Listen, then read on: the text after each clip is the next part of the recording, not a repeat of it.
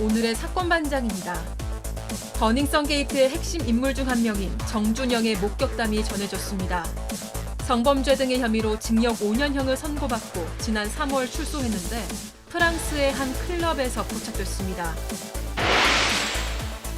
부산의 한 빌라에서 60대 남성이 부녀에게 흉기를 휘둘러 아버지가 숨졌습니다.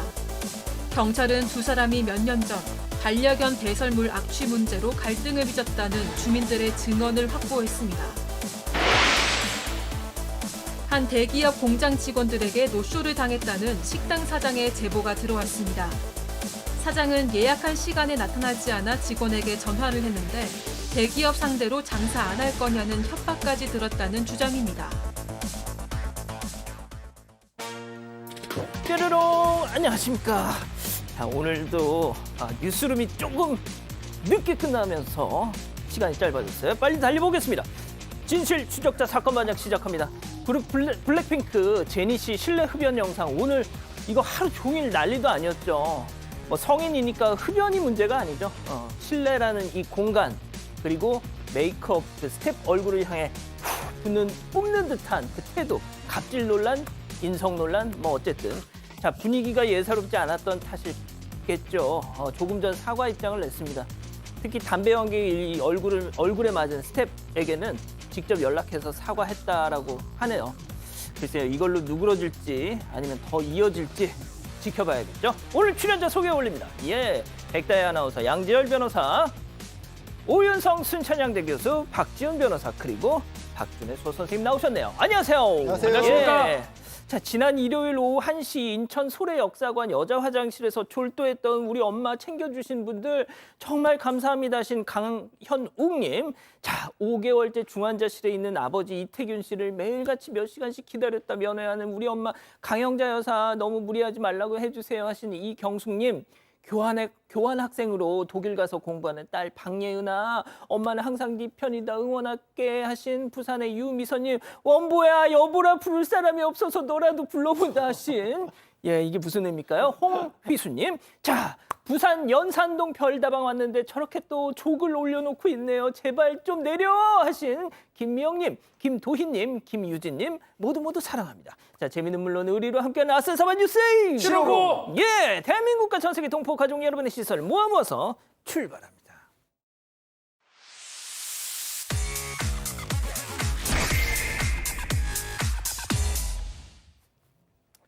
첫 번째 달려보죠. 자, 만취 DJ 징역 10년입니다. 지난 2월 DJ 예송, 안예송, 서울 강남에서 만취 상태로 운전하다가 배달일을 하시던 50대 가장을 숨지게 했던 사건이 있었죠.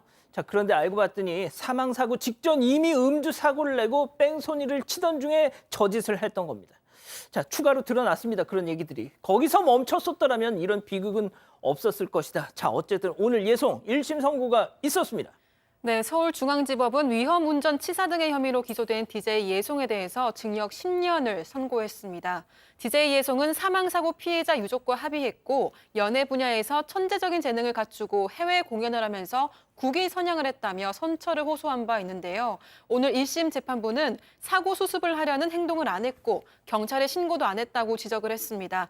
또 도로교통법상 취해야 할 조치를 안 하고 사고 장소를 이탈했다며 당시 도주 의사도 있었음을 인정한다고 판단했습니다. 재판부는 진지하게 반성하는지도 의문이라고 했는데요. 유족은 합의해서 처벌 불원서를 냈지만 정작 당사자는 사망해서 자기 의사를 전하지 못했다라고 판시를 했습니다. 그렇군요. 알겠습니다. 자, 다음 이어갑니다. 주택가 음란 행위입니다. 또 제보 영상 만나보시죠. 자, 한 남성이 다급하게 문 안쪽으로 지금 들어옵니다. 자, 신체 부위를 훤히 내놓은 채 대문을 저렇게 닫더니 일단 자세를 먼저 잡고 잠시 후 사람이 지나가자 자세를 잡더니 사람이 지나가자 문틈으로 쳐다보면서 팔을 자, 문 활짝 또 열고 지나간 사람을 빼꼼히 쳐다보면서 저짓을 하고 있습니다. 자, 제가 뭐 설명을 못 하겠어요. 저 인간 저거 또 사람 행위를 지금 쫓아가는 모양새인데 자, 박 변호사님 네. 놀라지 마십시오. 저 인간은 말이죠. 저 짓을 어린 여자아이를 향해서 했다는 겁니다. 정말 도처에 저런 지뢰들이 깔려 있어요. 그렇습니다. 지난 6월 25일 오전에 경기 성남시에 이제 있었던 일인데요. 다세대 주택입니다.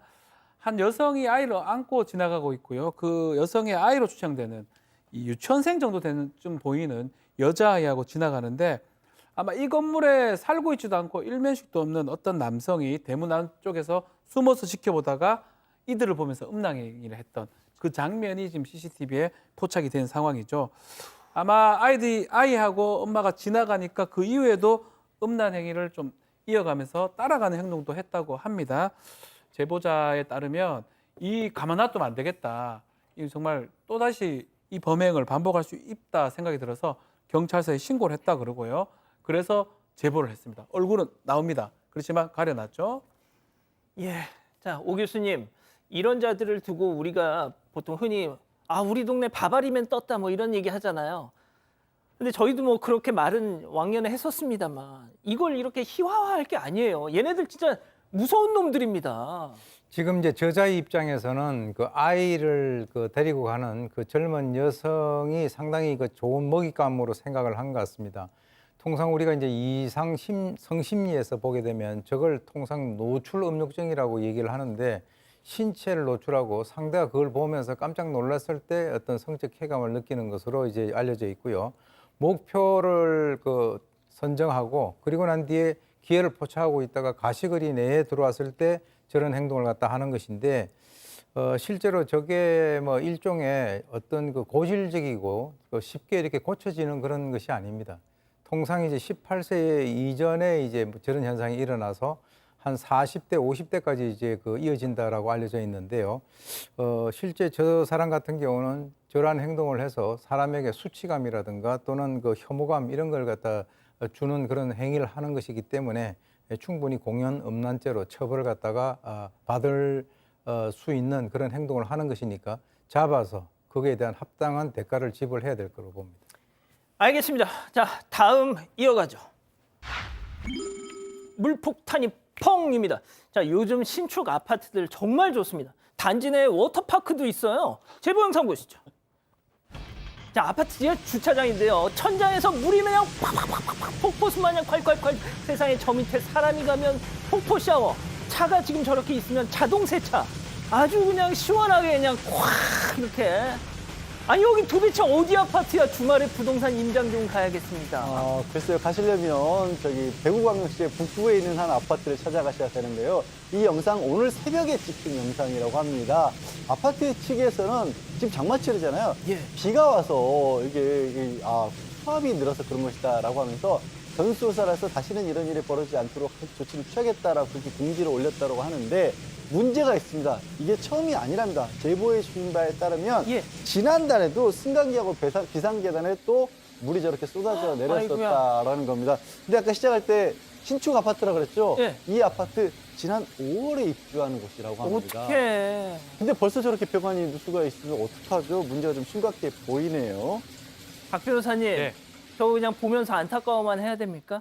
슬픕니다. 뭐 어떡합니까? 뭐 고소할 수는 없는 거고 책임져야 될 것 같은데요. 누가 어쨌든 책임져야 될 것 같습니다. 누가 그러니까 건물주가 책임져야 되겠죠. 건물주요? 하자 이런 관련돼서. 시공사? 네. 시행사? 네.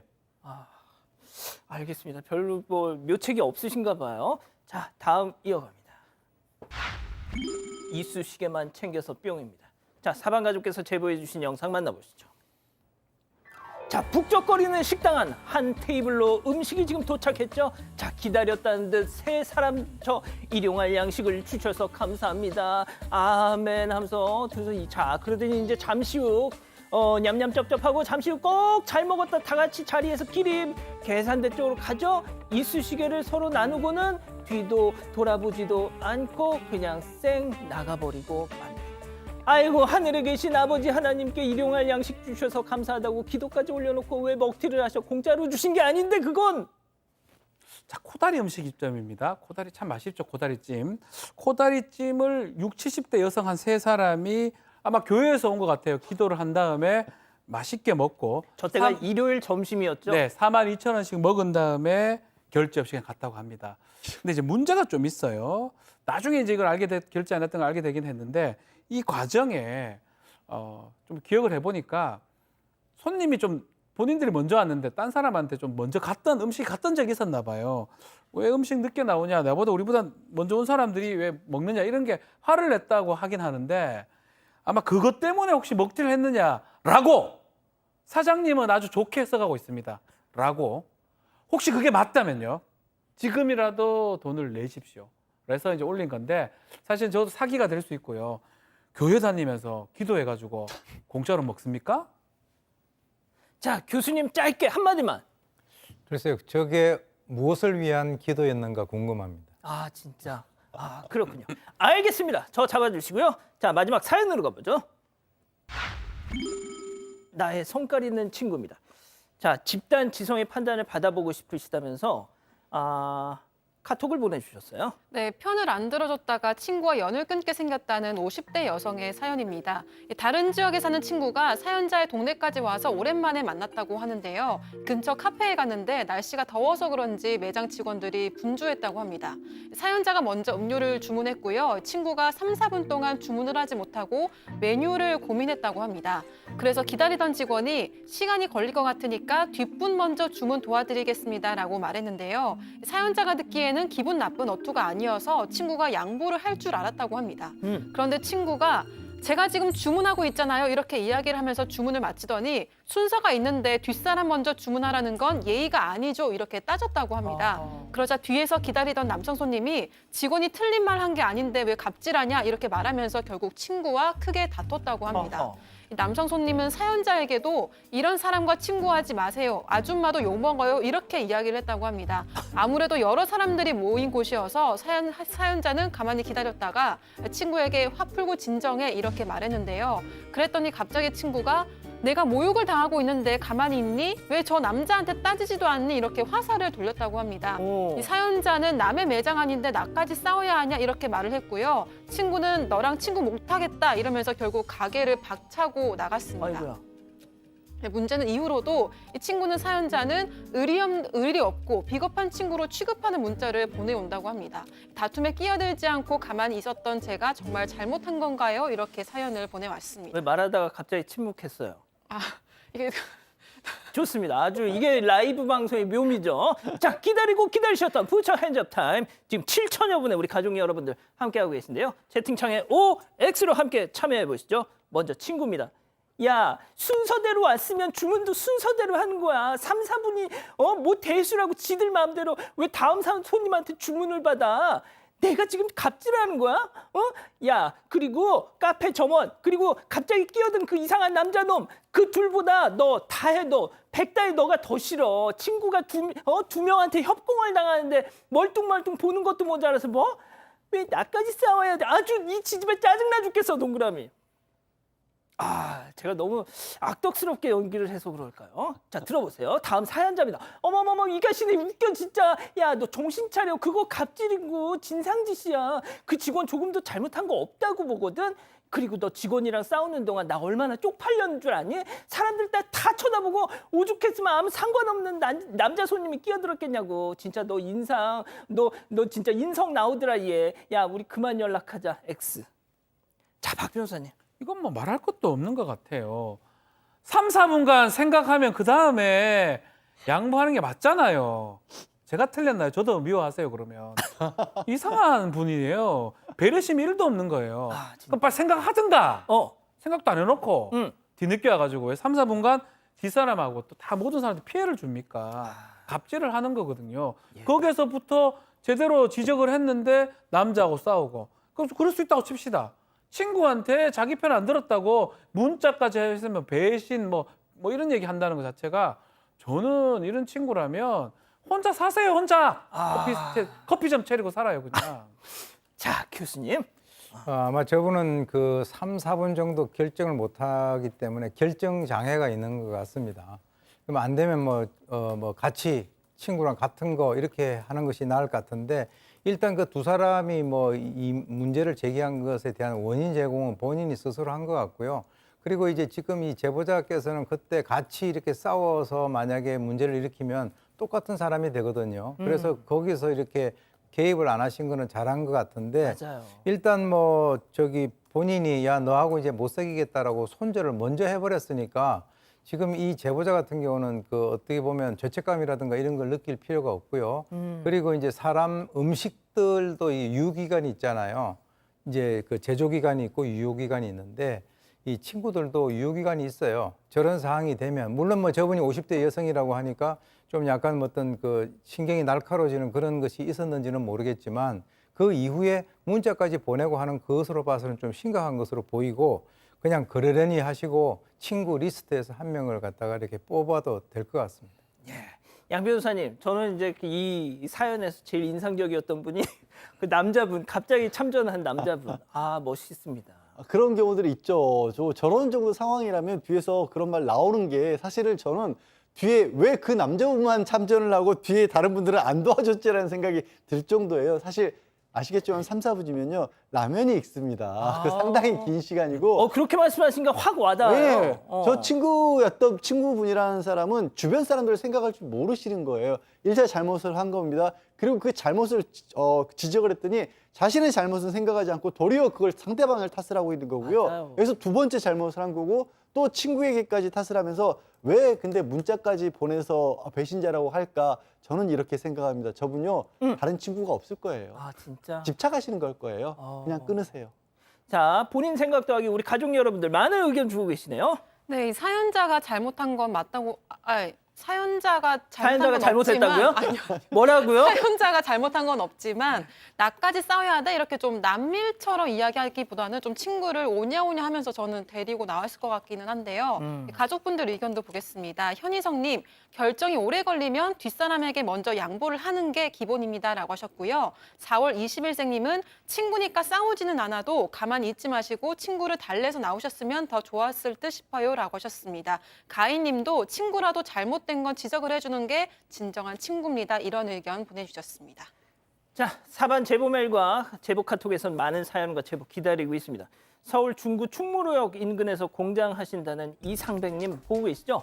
어제 하루, 자, 지금 보시는 저 차 때문에 공장이 올스톱 됐다고 하셨어요. 공장으로 통하는 골목이 딱 여기 한 곳인데 지난 주말에 이 차가 입구를 틀막하더니 월요일까지 저러더랍니다. 서울시에 전화해도 중구청에 전화해도 딱히 처방은 없고 견인도 안 해가고 공장에 차가 못 들어오니 일은 안 되고 도대체 누군가 싶어서 연락처를 봤더니 대한민국 합동참모본부 보이십니까? 진짜인지 사칭인지는 알 수 없지만 그래서 뭐 어쩌라고 결국 어젯밤 차주의 지인이 겨우겨우 연락이 돼서 끌고는 갔다는데 저런 짓을 해도 견인도 못하는 우리나라 법 너무너무 답답하다 하셨습니다.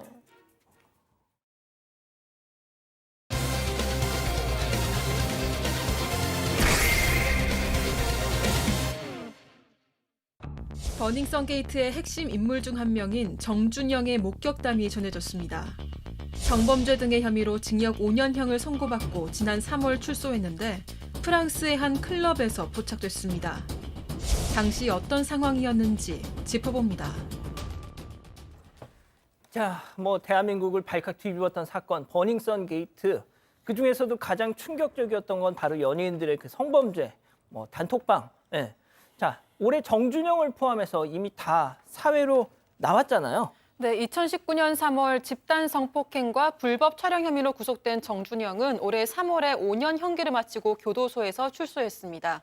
정준영과 이른바 정준영 단톡방에 있던 사람들은 2019년 버닝썬 게이트가 불거진 이후에 과거에 저질렀던 성범죄가 탄로나면서 실형을 선고받았는데요. 2016년 1월에는 강원도 홍천에서, 같은 해 3월에는 대구에서 만취한 여성을 집단 성폭행했습니다.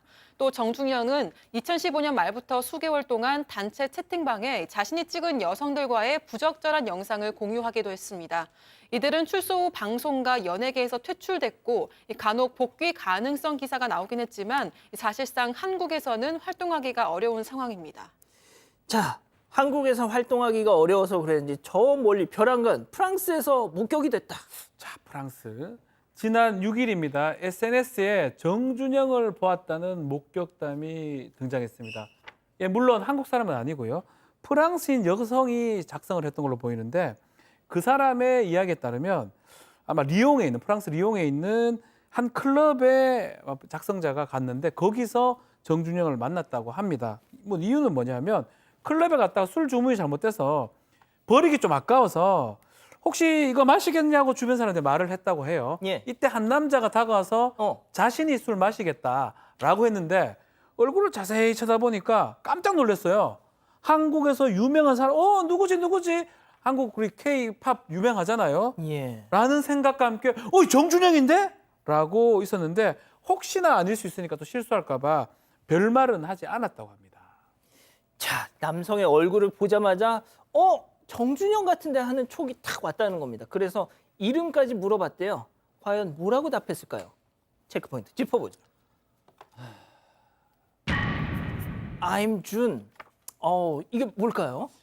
저게 뭐냐면요. 사실 어디서 알아봤을까요? 저는 추측컨대 얼마 전에 본인 쓴 다큐멘터리가 해외에도 공개가 되면서 BBC. 예, 굉장히 많은 특히 해외 사람들에게도 충격을 줬습니다. 케이팝이 유명하기 때문에 더더욱. 근데 이 사람이 이게 뭐 머리도 기르고 턱수염도 길러서 긴가민가 했대요. 프랑스 분위기가 하니까. 그래서 남성의 팔도 유난히 봤더니까 문신이 있답니다. 그래서 이름을 물어봤대요. 그랬더니 이 사람이 I am 준이라고 얘기를 했다라는 겁니다. 근데 이 준이라는 사람이 SNS 계정 아이디를 물어봤대요. 내가 나중에 팔로우하겠다라고 하면서 요게 요즘 젊은이들 트렌드거든요. 전화번호 안 물어보고 SNS 계정 물어보는 겁니다. 맞아요.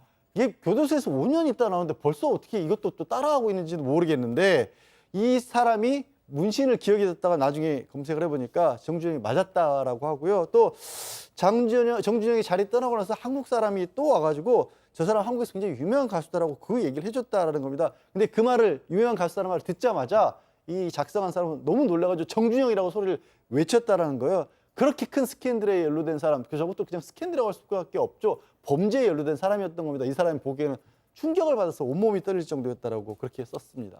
자, 교수님, 정말 저는 오늘 이 소식을 듣고 정말 진짜 인간이라는 존재는 이해할 수 없는 동물이다 싶었던 것이 말이죠. 자, 버닝썬 그 클럽에서 그 정말 사달이 나서 온 나라를 헤집어 놓고 본인도 징역을 살고 나왔잖아요. 근데 남의 나라가 또 클럽을 갔습니다. 이게 사람입니까? 글쎄요. 뭐 남의 나라를 가서 클럽 가지 말라는 법은 없지만 우리가 일반적으로 생각했을 때는 좀 자중하지 않을까 하는 그런 그 기대 거기에 이제 못 미친다는 그런 의미가 되겠죠. 이 작성자 같은 경우는 멀리서 이 정준영을 지켜봤는데 그곳에서도 이제 또 자기보다 한참 어린 그 프랑스 여자들한테 접근을 해가지고 작업을 거는 그 모습을 목격을 했다는 거죠. 그리고 한 여성과는 뭐 키스라든가 이 스킨십도 아주 이제 이어갔는데 그래서 본인이 이제 이렇게 문제를 갖다가 제기하는 것은 좀 이렇게 경고하고 싶었다 이렇게 얘기를 하는 겁니다. 그래서 거기에 보니까 이제 다른 여성들하고 이렇게 놀고 있었고, 근데 거기에서 만약에 문제를 제기했다가는 그 해당되는 여성이 사진에 찍히고 영상으로 남을까봐 거기 걱정이 돼서 더 이상 이제 그 제기를 못했다라고 하는데 다음 날 이 작성자가요, 이 정준영으로부터 SNS 계정 팔로우 신청을 받아가지고 그 작성자가 본 이 정준영 그 SNS 계정이라고 하는 것은 새로 만들어진 비공개 계정이라고 합니다. 근데 그 위에 올린 사진들 보니까 일자리를 찾아서 유럽을 돌아다니는데 잘 안 되는 모양이다. 그리고 다음날 스위스로 간다는 얘기까지 올라와 있답니다. 자, 이 정준영 단톡방 피해자만 최소 10명입니다. 한국에서 5년 감옥살이하고 나오면 뭐합니까? 유럽 가서 신분 세탁해서 저렇게 또 작업을 하고 있는데, 자, 또 한 명 있죠. 빅뱅의 전 멤버 승리. 말이 필요 없습니다. 이 영상 잠깐 보고 가시죠.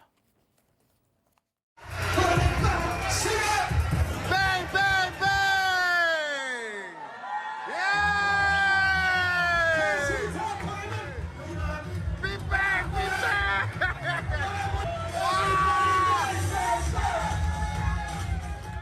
Now I can say, see what English will happen in Cambodia. This the greatest country in Asia. One day bring the G-Dragon to here. 자, 양 변호사님, 한 명은 프랑스에서, 한 명은 지금 동남아에서. 네.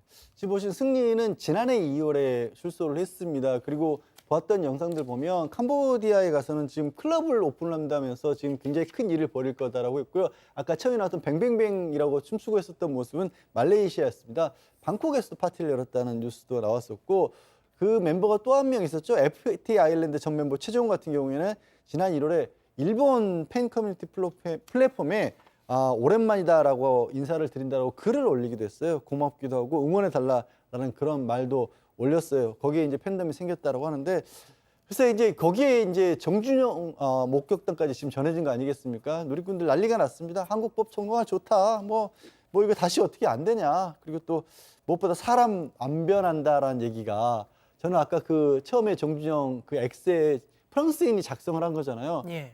이거 나라망신이 돼 버렸어요. 그러니까요. 자, 정준영 같은 경우도 그렇고 승리도 그렇고 교수님, 이 만약에 이제 이 사람들에 대한 그 기소 과정에서 검찰이 전자발찌랑 이 성범죄자 신상 공개 이거를 걸질 않았어요. 만약에 이 둘이 그게 적용이 돼서 지금 출소를 했더라도 전자발찌라도 차고 있었다면 그래도 조금은 나았을 것 같다는 아쉬움도 듭니다. 뭐 그런 게 지나 보니까 그런 생각이 드네요. 근데 아까 이제 그 우리 앵커께서 얘기를 하셨는데 사실 저 사람들이 외국에 가가지고 클럽에서 이렇게 활동하는 것은 그건 당연하다고 봅니다. 왜 그러냐면 지금 한국에서 그렇게 클럽에서 있었던 사람들이 외국에 가가지고 뭐 도서관에 앉아 있을 가능성은 거의 없겠죠.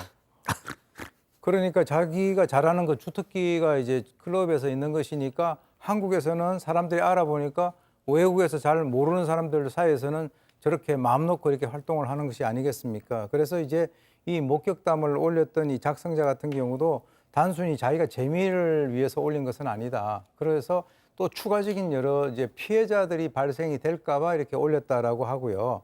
그래서 이제 이 정준영 같은 경우는 프랑스에서 뭐 식당까지 열려고 했었던 그런 사람이기 때문에 프랑스 소녀들 좀 조심해라. 그래서 아예 차라리 저 사람의 얼굴을 갖다가 저쪽에 좀 공개를 했으면 좋겠다라고 하는 것인데 글쎄요. 그것은 뭐 개인의 이제 생각이긴 합니다만 오직 답답하면 그런 얘기를 갖다가 하겠습니까? 왜냐하면 저기에서 또 잘못되면 나라 망신이 될 가능성이 크기 때문에 그런 것 같습니다.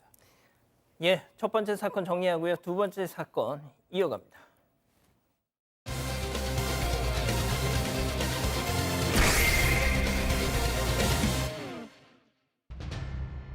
부산의 한 빌라에서 60대 남성이 부녀에게 흉기를 휘둘러 아버지가 숨졌습니다. 경찰은 두 사람이 몇 년 전 반려견 배설물 악취 문제로 갈등을 빚었다는 주민들의 증언을 확보했습니다. 현재까지 수사 상황을 알아봅니다. 지난 금요일 사건 반장 한참 방송하고 있는데 이 속보가 떠가지고 이건 또 무슨 일이냐 막 저 개인적으로 막 가슴이 덜컥 내려앉았었거든요. 네, 이 사건은 지난 금요일 오후 6시 반쯤 부산 북구의 한 빌라에서 발생했습니다. 40대 남성은 빌라 공동현관 앞에서, 60대 남성은 빌라 3층 복도에서, 또 초등학생 여자아이는 집에서 각각 발견됐는데요. 40대 남성은 당시 심정지 상태였고 병원으로 이송됐지만 끝내 사망했습니다.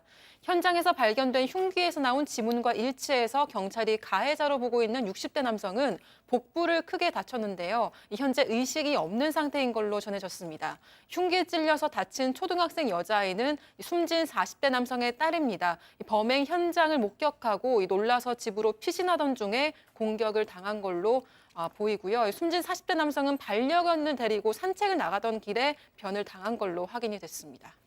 자, 반려견 산책. 이게 무슨 날벼락일까요? 자, 그러면 여기서 체크포인트 짚어보죠. 역시 또 반려견 때문에라고 저희가 잡아봤는데 이게 무슨 얘기일까요?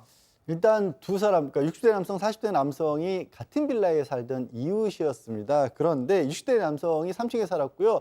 이 40대 남성이 그 위층에서 살았는데 위층 남성이 한 4, 5년 전부터 베란다에서 이 소형 반려견을 키우기 시작을 했답니다. 그 이후로 60대 남성이 그 냄새나고 뭐 소리도 시끄럽고 고통스럽다라는 얘기를 이웃들에게도 자주 했답니다. 그리고 두 남성이 그것 때문에 종종 말다툼도 벌였다라고 해요. 그렇지만 2022년에 이 3층에 살던 60대 남성이 다른 곳으로 이사를 갔대요. 그렇게 해서 일단락이 사실은 되는 듯 했다고 합니다. 일단락이 안 됐으니까 이 사건이 벌어진 거잖아요. 그렇죠. 이사를 갔는데 계속 이어졌습니다. 그 이유는 뭐냐면 이사 간 곳에 이 60대 남성의 지인이 살고 있었다는 거거든요. 아, 계속 지인은 살고 있었다. 마찬가지입니다. 이 지인도 이 악취, 이 반려견 관련된 고통을 호소했고 지난 7월에 경찰에 신고한 적도 있었다고 합니다. 그럼에도 불구하고 계속적으로 경찰이 어떤 행동을 민원이 들어와도 경찰이 할 수 있는 게 없어서 경찰 관계자는 상담 정도밖에 못했다라고 설명하고 있고 60대 그 남성 이사는 했지만 지인이기 때문에 한 달에 몇 번씩 지인의 집 방문을 했다고 하고요. 자신이 살던 집이죠. 그리고 또 이 악취 신고도 있었다는 것을 일단은 알았다는 게 경찰의 설명입니다. 자, 경찰은 뭐라고 하나요? 네, 경찰 관계자는 반려견 문제로 갈등이 있었던 건 사실로 확인됐다고 했습니다. 다만 살인 사건과 직접적인 연관성은 더 수사를 해봐야 한다고 했는데요. 가해자 주변 인물 탐문과 휴대전화 디지털 포렌식 등을 통해서 구체적인 사건 경위와 계획성 여부 등을 수사해 나갈 예정이라고 밝혔습니다. 자, 교수님, 이 지금 가해자가 이 집에 살고 있던 게 아닙니다. 우리 한참 전에 이사를 갔어요. 잠깐 오기는 했었지만 본인이 사는 집에서 벌어지는 그 풍겨오는 냄새도 아니고 그 스트레스도 아닌데 무슨 억하심정에 사람을 죽이느냐 말이죠. 저 솔직히 반려견 잘 납득이 안 되거든요.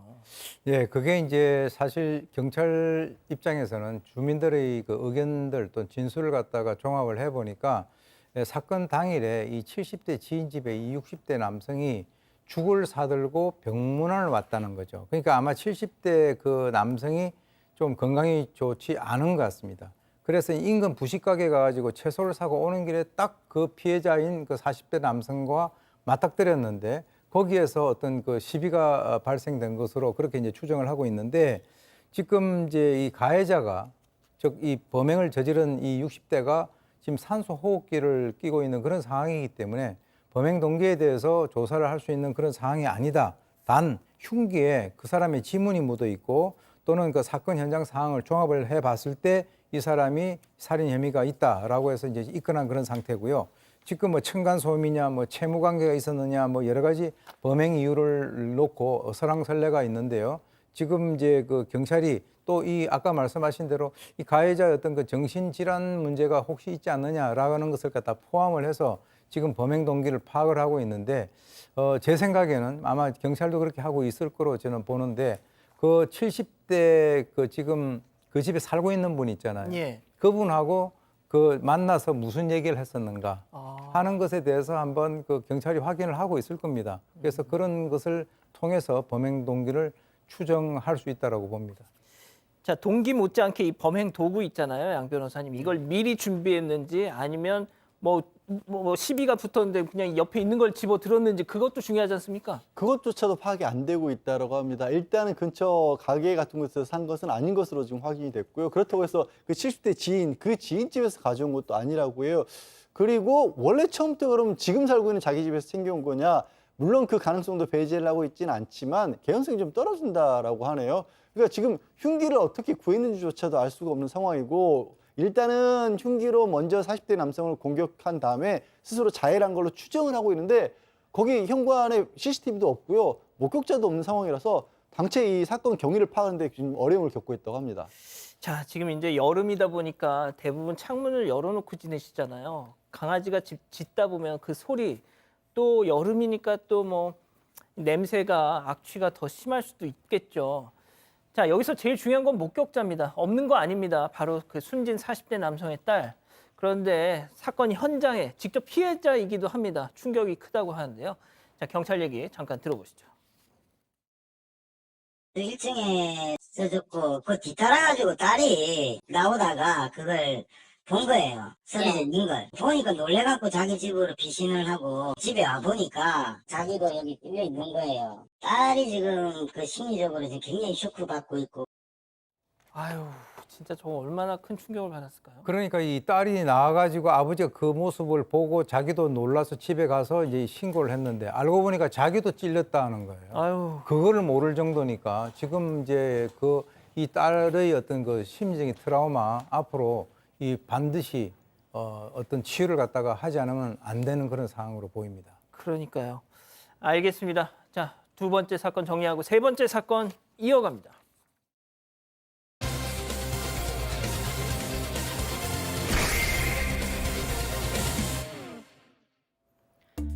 지난 3일 인천 부평의 한 식당입니다.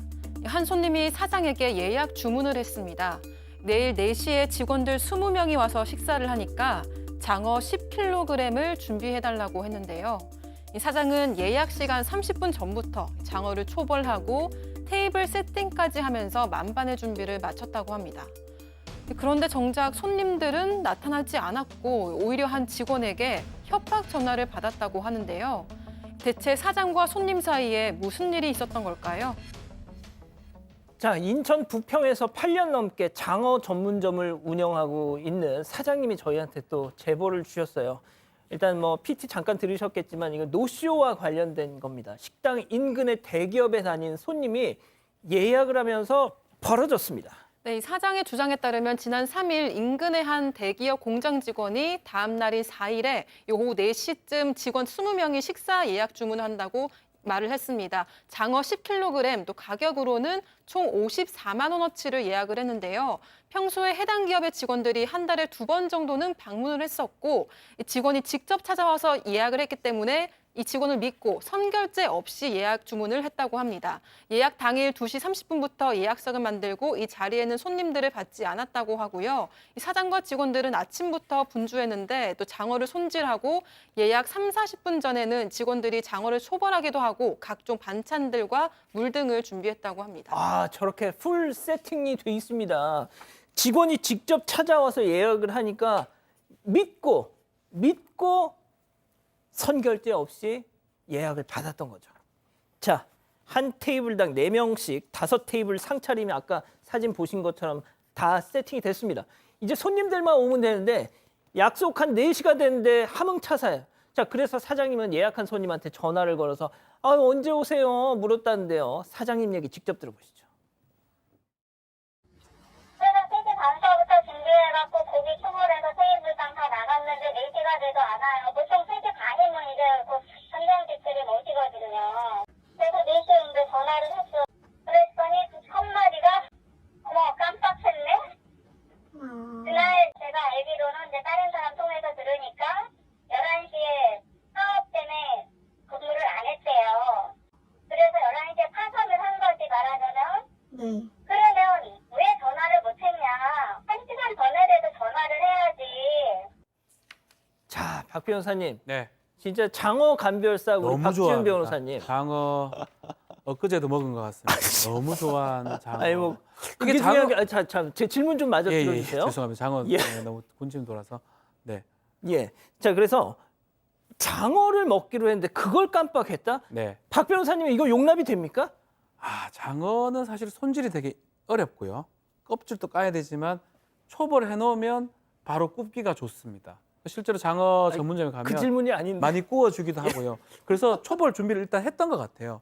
했던 상황인데 4시에 전화를 거니까 안 오니까 깜빡했다 그러고 나중에 확인한 바에 따르면 11시부터 파업을 했다는 거잖아요. 이 얘기를 전달해야 되는데 전달 안 했던 것 같아요. 그러니까 이게 말이 되냐?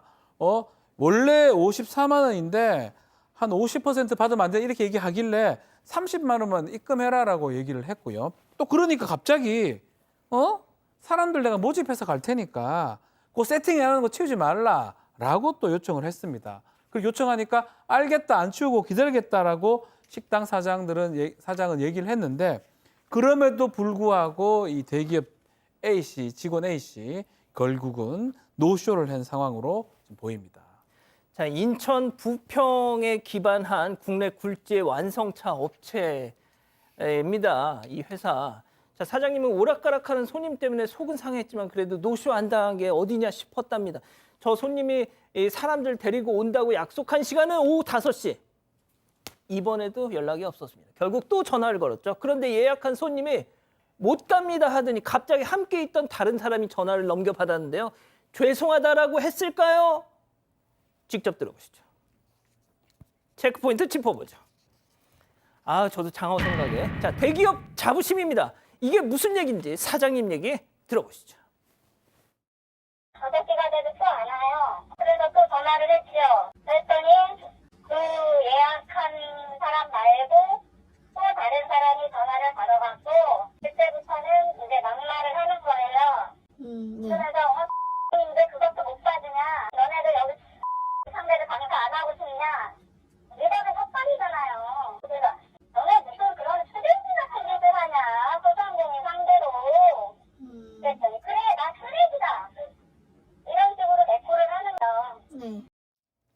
자, 일단은 뭐 오 교수님, 사장님 뭐 주장이라고는 하더라도 사장님이 뭐가 아쉬워서 없는 얘기를 지어내시겠어요, 지금? 그럼요. 지금 뭐 안 그래도 장사하시기도 바쁠 텐데. 그래서 이제 이 사장님 주장에 의하면 처음에 이제 예약한 손님하고 5시 관련돼 가지고 이제 전화를 하고 있는데 바로 옆에서 야, 전화 좀 바꿔봐. 이제 옆에서 이제 누가 이렇게 개입을 한 거죠. 다른 사람을 갖다가 이제 바꿔줘서 받았더니 이 사람이 우리 저 대기업인데 그것도 못 봐주냐. 대기업 상대로 장사 안 하고 싶냐. 이 벌써 조금 이제 이게 뭐 뉘앙스가 좀 다르죠. 막말 또는 뭐 일종의 협박 같은 건데 그러니까 이제 이 사장님도 화가 나지 않겠습니까? 어떻게 보면은 자기는 그대로 하라는 대로 했는데 그래서 우리가 그 기업 직원 상대로 해서 한두 번 예약받은 게 아닌데 왜 이런 쓰레기 같은 짓을 하느냐 해서 이제 화가 나신 거예요. 그랬더니 이 남성이 나 쓰레기다. 라고 해서 이 사장님 이 입장에서는 당신 이름이 뭐냐 했더니 쓰레기 하고 딱 끊어버렸다는 거예요. 스타카토를 넣어서? 네, 스타카토를 넣어서. 그래서 이 남성이 술로 취한 것 같아서 이제 이렇게 되면 싸움이 되잖아요. 이제 전화가 끊겼는데 이 대기업 직원인 그 남성에 따르면 사장이 우리가 대기업 다니는 거 다 알고 있었던 상황이고 동네 장사인데 좀 봐주면 안 되냐 이런 식으로 얘기를 했다라고 하는데 그게 무슨 말이냐면 이런 식으로 하면 앞으로 그 식당 우리 안 갈 거야? 이런 그 얘기예요. 사실 이렇게 좀 갑질하지 않았으면 쓰겠습니다. 자, 사장님이 왜 이렇게 쓰레기 같은 짓을 하세요? 그러니까 그 남성 그래 나 쓰레기다. 아니 그렇게 답이 왔다는 거예요. 그래서 사장님 더 화가 나셔가지고 지금 전화 받으신 분 이름이 뭐예요? 그랬더니 쓰레기. 야, 자 결국 사장님은 이 54만 원어치 장어 일부는 식당을 찾아온 지인들한테 그냥 나눠주시고 나머지 폐기 처분할 뭐 방법밖에 없잖아요. 자, 일단 저희가 그 직원들 한쪽에도 연락을 해서 좀 입장을 들어봤습니다.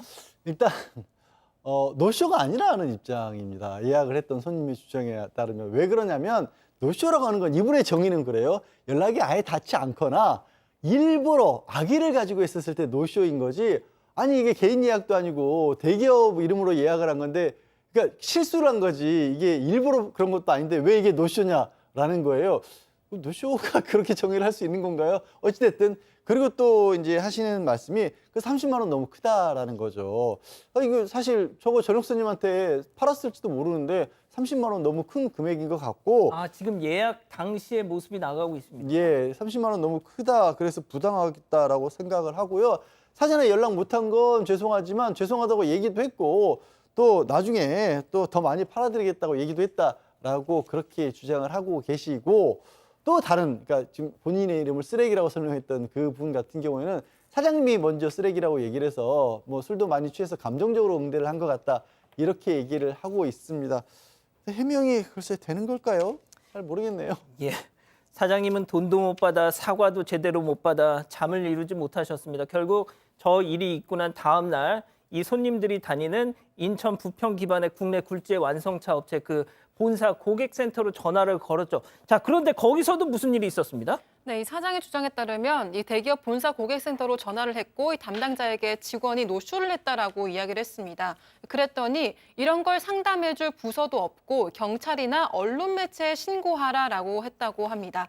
그래도 대기업인데 좀 어떤 일이 있었는지 자초지종을 묻고 조치를 취해서 앞으로 이런 일 없게 하겠다라고 할 줄 알았는데 대응에 더 실망을 했다고 합니다. 그래서 제작진이 전화를 해봤는데요. 이 관계자는 제품이나 법규 위반 문제가 아니었기 때문에 그렇게 답변을 한 거고 고객센터나 회사 법무팀이 다루는 일반적인 문제가 아니라는 입장입니다. 하지만 이런 일이 재발되지 않게 직원들의 사회적 에티켓 수준을 끌어올리게 교육 등 노력하고 내부적으로 해당 직원에게도 사장과 원만하게 마무리 지으라고 하겠다 이런 입장을 밝혔습니다. 그렇군요. 자, 요즘 뭐 그런 시쳇말이 있잖아요. 마법의 단어 취재가 시작되자 점점점. 자, 취재가 시작되자 이 사장님은 오늘 그 예약을 했던 대기업 직원한테서 전화를 받았다는데 자, 그 내용 좀 소개 좀 해주시죠. 일단 노쇼가 이렇게 큰 문제인지 몰랐다라고 사과를 하긴 했다라고 합니다. 아 근데 진짜 이거 사장님한테 그래서 보상하겠다라고 했더니 사장님은 보상을 원치 않는다라고 그렇게 말씀하셨고 사장님은 자영업자 입장에서 이 노쇼라고 하는 게 얼마나 크고 심각한 문제인지 알리고 싶었다라고 말씀을 하시고요. 이런 일이 벌어질 때마다 자영업자들이 얼마나 힘들어하는지 알려주고 싶은 심정에 이 사장님 60대신데 처음으로 온라인 커뮤니티에 가입해서 글 올리고 결국 이렇게 제보까지 했다라고 하시는데요. 저는 저 대기업 입장도 예. 굉장히 이해가 안 가요. 일단 실수라도 직원분들이 다른 사람들에게 피해를 끼친 거지 않습니까? 그러면 직원들 회식과 관련된 문제면 사실 회사 업무와 관련된 사용자 책임 여부도 나올 수 있는 문제인 그럼요. 거거든요. 그렇지 않습니까? 저게 우리 매뉴얼에 없는 내용이니까 그거 제보하라고 그래서 결국 사건 반장 나와서 일 더 커졌잖아요. 그러니까요. 박 변호사님. 아, 요거는 사실은 뒤늦게라도 가야 되고 저는 그런 생각이 듭니다. 한 명이라도 가서 계속 먹는 척이라도 하면 사장님 약간 마음은 누그러지거든요. 20명분이지만 최대한 많이 먹고 아니 그런 기본적인 상황을 좀 했었으면 하는 아쉬움도 있어요. 장을 좋아하기 때문에 그런 것도 있지만 어쨌든 간에 그랬는데 뒤수습도 너무나 어설프게 하고 오히려 적반하장으로 나오니까 아, 사장님이 그런 자, 것들에 박 대한 변호사님, 사과를 한것 근데 같아요. 제가 아까 드렸던 질문에 정확한 답을 안 주셨어요. 네. 그러니까 장어를 이렇게 예약을 해놓고 이걸 까먹을 수가 있느냐. 저는 납득 못합니다. 장어 생각이 계속 나거든요. 쭉 나기 때문에. 저는 그렇습니다. 그러니까 그렇게 뭘 먹을 건데 당연히 먹을 건데 이해하기 어렵습니다. 그러니까 이 대답을 원했는데 계속 지금도 생각나는데요, 뭐. 그렇군요. 저 좀 잡아주세요. 자, 세 번째 사건 이렇게 정리하고요. 글로벌 픽 이어갑니다.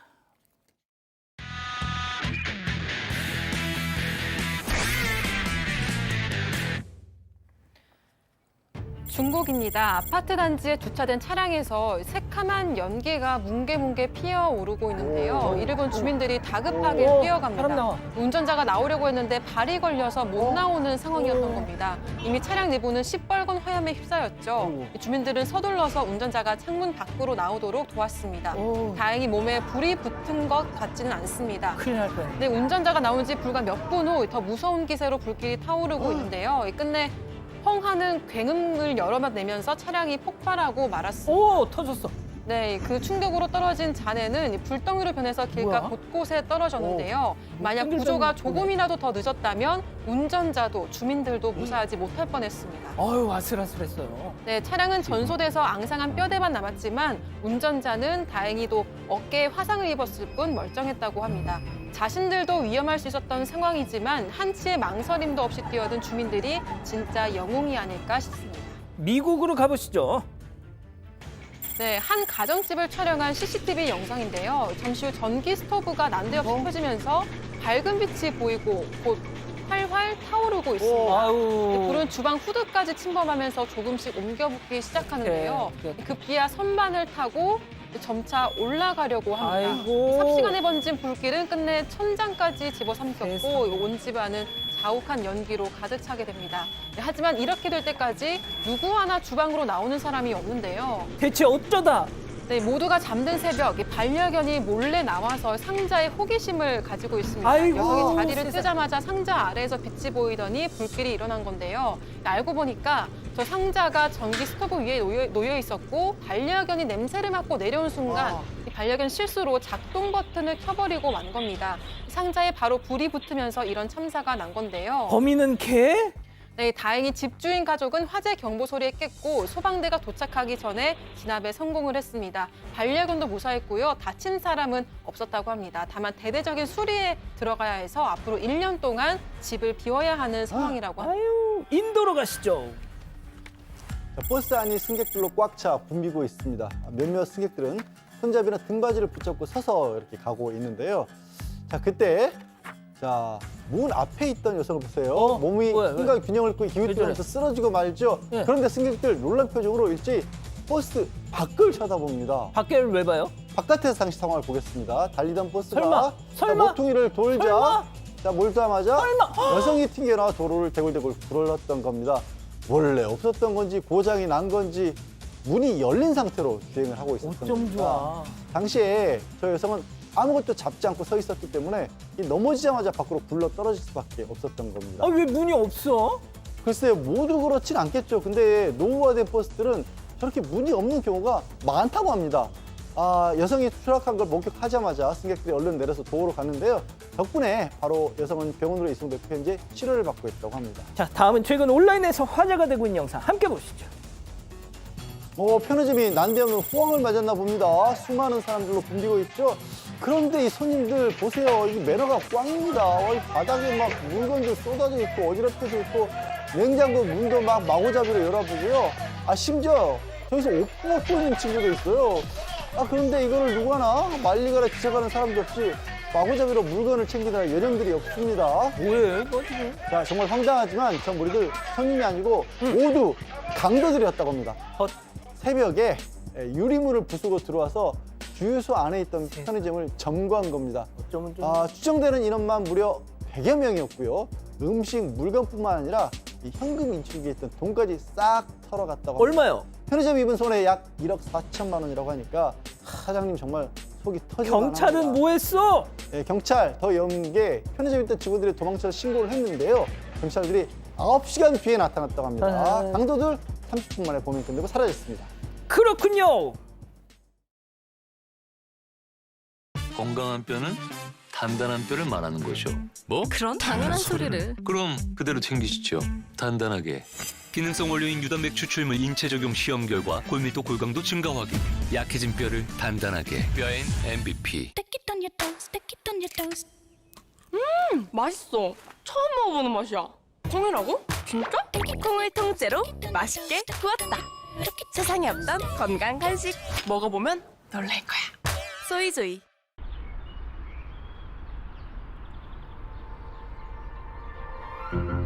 다행히 우리에겐 이런 치과 의사들이 있다. 치과 가기를 망설이는 당신이 불필요한 진료를 받을 일 없도록 다른 어떤 것보다 오직 진료에만 집중하는 진짜 치과 의사들. 당신의 마음, 당신의 치과 의사는 안다. 덴티움.